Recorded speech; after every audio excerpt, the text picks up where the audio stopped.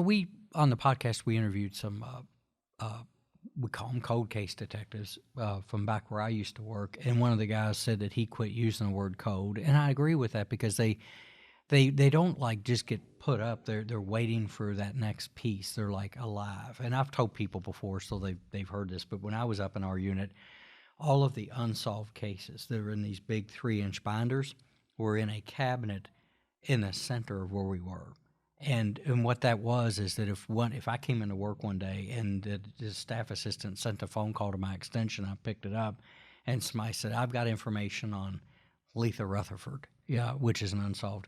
Is I could go within seconds or minutes and grab that book and start looking at it. Does that make sense? So and you're right. I think you make a really good point too, Jennifer, that when there's no news, it doesn't mean things aren't happening, but there's such a balance of what can't be shared. Right. It's hard. It's hard, but it really is.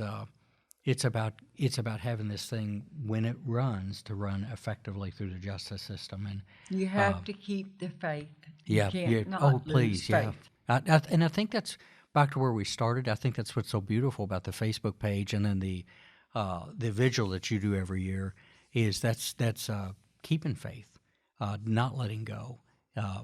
Nobody wants to wait 10 years or how long, but look at the advances we've had in science and technology. Right, and there's so many families in Kentucky, unsolved murders for many, many years, missing people a lot longer than what Michael's been missing, but he's my baby. Yeah.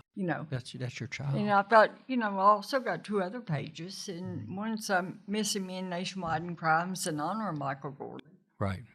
And then I got Missing Women, Teens, and Girls in Crimes. We'll put the links up for all of those, and I would encourage people to go follow those, just for the awareness and to support people that are going through that. I think that's the big thing is to support people going through it. But yeah, the changes. Of all things, I was in Kansas. We're dating this last week, and had dinner with a detective that was on board when the BTK killer was identified after decades of going quiet, and how it was a small thing, and then boom, they have him.